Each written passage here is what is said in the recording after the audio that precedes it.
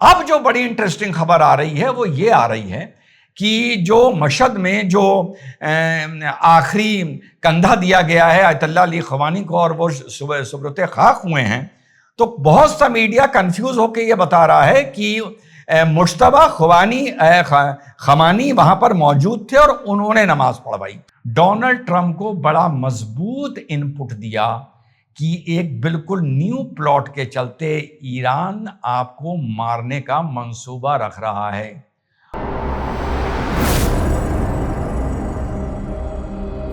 Hello, नमस्कार, सत श्री अकाल, अस्सलाम वालेकुम। कैसे हैं जनाब? तो साथियों, गल्फ मिडिल ईस्ट से महत्वपूर्ण अपडेट, एक तो आयतुल्लाह अली खवानी साहब के जनाजे को लेकर और एक डोनाल्ड ट्रंप को लेकर, और इसके बाद थोड़ा सा इस पर विश्लेषण करेंगे।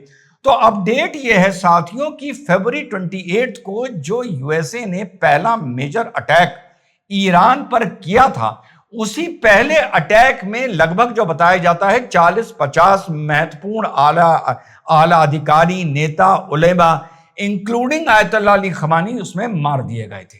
वो बात अलग है कि मैं इतना लकी नहीं कि मेरे पास इतनी जानकारी हो कि बहुत से एक्सपर्ट्स के बता रहे थे कि साहब उनका इंतकाल नहीं हुआ है, उनको कहीं छुपा दिया गया है। मैं इतना लकी नहीं हूं, मेरे पास इतनी जानकारी नहीं रहती है। मेरा यह मानना था कि जो भी रिपोर्ट्स आ रही हैं कि वो मार दिए गए हैं। तो 4 महीने बाद अब फाइनली आज जुमे के दिन मशहद इसलिए क्योंकि आयतुल्लाह अली खमानी का जो पैदाइश है वो भी मशहद की है, तो 5 जुलाई को उनका जनाजा उठा था और फाइनली वो करबला होते हुए, इराक होते हुए फाइनली पहुंच गया मशहद और उनको सुब्रत खाक यानी कब्र नसीब हो गई। तो ये एक इंपॉर्टेंट अपडेट है। लेकिन इससे जुड़ा एक अपडेट जो सामने आया साथियों, वो ये आया कि वो जाहिर सी बात है कि मिलियन लोग वहां पहुंचे थे कि पूरे जनाजे का, जब तक वो जनाजा करीबन 5 दिन वो मोमेंट में रहा, अमेरिका के लिए, इजराइल के लिए, डोनाल्ड ट्रंप, नेतन्याहू के लिए बड़ी घोर नारेबाजी हुई है बदला लेने की बात। और जहां तक ये तक कहा गया है कि हर जुमे की नमाज में ईरान की मस्जिदों में यह संकल्प लिया जाएगा कि नेतन्याहू को और डोनाल्ड ट्रंप को मारना है। इसके साथ साथ बाकी डेवलपमेंट हम कल कवर कर चुके हैं। सीज फायर को लेके जो बहुत से एक्सपर्ट्स बता रहे थे और बहुत से ज्ञान दे रहे थे कि साहब सीज फायर हो गया और फलाना हो गया, फिर से दोहरा दूं, आपका भाई कह रहा था कि इन नए ज्ञानियों ने इस रंजिश को, इस दुश्मनी को पुराने टाइम से पढ़ा नहीं है, 100-200 साल से पढ़ा नहीं है, या हाल में 70-75 साल में पढ़ा नहीं है। तो वो ये समझते हैं कि अगर मीडिया ये बता रहा है सीज फायर हो गया तो सीज फायर हो गया, एक शेक हैंड हो गया तो शेक हैंड हो गया। आपका भाई आप लोगों को इन चीजों पे लेकर अपडेट करता रहता है कि भाई इस तरह से सीज फायर इनका नहीं होगा, जब होगा आपका भाई आपको बता देगा।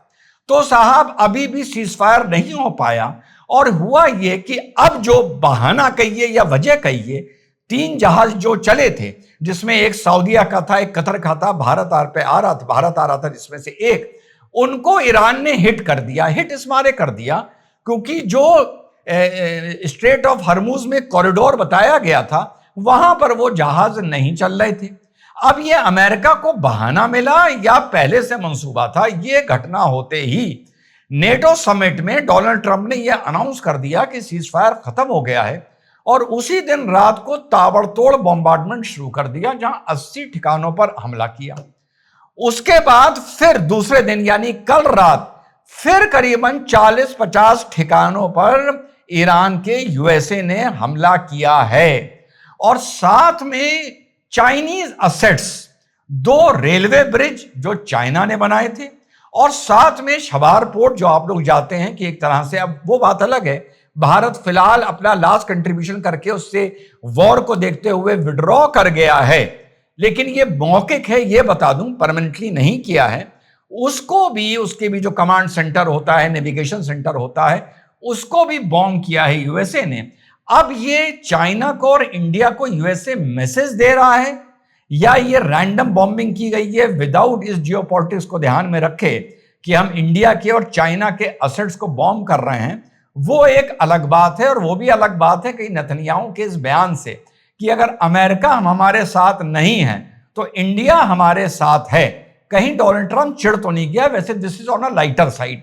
इतने दिन से आप पहले बहुत से एनालिस्ट को सुन रहे होंगे जब माना जा रहा था नेतन्याहू और यूएसए में टेंशन हो गई है, नेतन्याहू और ट्रंप में आपस में टेंशन हो गई है, गाली गलौच हो रही है, ट्रंप नाराज हो गए हैं। बहुत से आपने एक्सपर्ट्स को देखा होगा और आप लोगों को याद होगा उस पीरियड में मैंने कोई भी वीडियो अपलोड नहीं किया था, क्योंकि मुझे पता था कि जितना ही बताया जा रहा है ये हकीकत नहीं है, इसके अंदर कोई और खेल खेला जा रहा है। खेल क्या है ये पूर्णतः इतना तो मुझे समझ में आ गया है, स्ट्रेट ऑफ हरमूज को एक कॉन्फ्लिक्ट जोन बना के रखना है, पहला। दूसरा, ईरान को न्यूक्लियर वेपन अलाउ नहीं करने हैं। ये दो चीज मुझे समझ में आई हैं इस पूरे कॉन्फ्लिक्ट को लेके। और तीसरा सबसे ज्यादा इंपॉर्टेंट कि मुस्लिम वर्ल्ड आपस में बुरी तरह भिड़ चुका है, जो नेतन्याहू ने वादा किया था 7 अक्टूबर को कि मिडिल ईस्ट की हिस्ट्री, ज्योग्राफी, सब साइंस, सोशल साइंस सब बदल दूंगा। ईरान की तरफ से यह एक बयान आया कि साहब इस लड़ाई ने मुस्लिम वर्ल्ड को एक कर दिया है, और यह बयान 48 आवर्स के बाद आया। कौन से 48 आवर?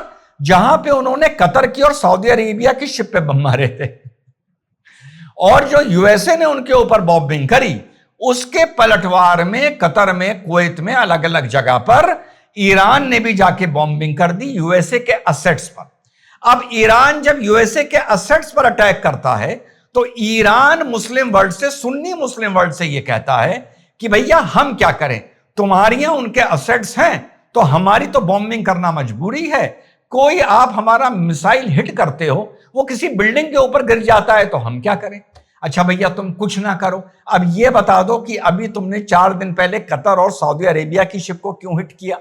वो तो यूएसए की असेट नहीं थी और ना वो यूएसए का फ्लैग लेके चल रही थी। तो ये कोरी बकवास है कि इस लड़ाई ने मुस्लिम वर्ल्ड को एक कर दिया है। मैं कहता हूं मुस्लिम वर्ल्ड की ऐसी की तैसी कर दी है। अब जो बड़ी इंटरेस्टिंग खबर आ रही है वो ये आ रही है कि जो मशहद में जो आखिरी कंधा दिया गया है आयतुल्लाह अली खवानी को और वो सुब्रत खाक हुए हैं, तो बहुत सा मीडिया कंफ्यूज होकर ये बता रहा है कि मुश्तबा खमानी वहां पर मौजूद थे और उन्होंने नमाज पढ़वाई। ये खबर फैक्चुअली गलत है। मुश्तबा खमानी वहां पर नहीं थे, मुस्तफा खमानी थे, जो आयतुल्लाह अली खवानी साहब के बड़े बेटे हैं। जो जिम्मेदारी मिली है वो बड़े से छोटे बेटे को मिली है। तो कहीं कहीं मीडिया कंफ्यूज है, कह रहा है मुश्तबा खवानी सामने आए। मुश्तबा खवानी अभी भी सामने नहीं आए। और क्या वजह है? क्या ये सिर्फ डर है, एहतियात है, या वाकई वो इतनी बुरी तरह घायल हो चुके हैं कि पब्लिक प्लेटफॉर्म में सामने नहीं आ सकते? क्या वाकई वो तेहरान में हैं, वाकई वो जिंदा हैं या रशिया में हैं? ये वाकई बात समझ में अभी तक किसी को नहीं आ रही है। लेकिन एक और इसमें एंगल ये आ रहा है कि नेतन्याहू ने, इजराइल ने, मोसाद ने डोनाल्ड ट्रंप को बड़ा मजबूत इनपुट दिया कि एक बिल्कुल न्यू प्लॉट के चलते ईरान आपको मारने का मंसूबा रख रहा है। और वो इंफॉर्मेशन इतनी ऑथेंटिक थी, इतनी ऑथेंटिक CIA को लगी कि जो डोनाल्ड ट्रंप नेटो की समिट में गए थे, वापसी लौटने में उन्होंने कतर का बोइंग प्लेन इस्तेमाल नहीं किया। कौन सा कतर का बोइंग? जो आज से लगभग 1.5 साल पहले कतर ने डोनाल्ड ट्रंप को गिफ्ट किया था, उसको रिफर्बिश्ड कर कर एयरफोर्स 1 का दूसरा प्लेन तैयार किया गया था, अपने उसमें कॉन्फ़िगरेशन और इंटीग्रेशन करके, कुछ भी कर कर, और उससे ये गए थे। लेकिन वापसी में उससे नहीं लौटे, पुराने एयरफोर्स 1 से लौटे। और जब ये पूछा गया तो इन्होंने एक बहाना बना दिया कि हम चाहते हैं ये प्लेन अभी यूके में ही रहे, इसको दुनिया देखे, और हम अपने पुराने प्लेन से लौट रहे हैं। इसको बहुत ज़बरदस्त सिक्योरिटी कंसर्न माना जा रहा है। और ये माना जा रहा है कि जो ये प्लेन डोनाल्ड ट्रंप को एज एयरफोर्स 1, जो इनका आधिकारिक प्लेन होता है, वहाँ के प्रेसिडेंट का गिफ्ट किया गया था, उसमें ही अंदर कोई झोल है। जो चीज़ रिपोर्ट्स बता रही हैं, अगर ये झोल अंदर क्लियर हो गया तो कतर की तो समझ लो लंका लग गई। पूरे मंसूबे की, पूरे सीज फायर की, हर चीज की साथियों बुरी तरह लंका लग चुकी है। जो जीत गया है वो फिलहाल कुछ नहीं कर पा रहा, जो हार गया है वो जहां चाह रहा है मार रहा है। जय हिंद, वंदे मातरम, खुदा हाफिज।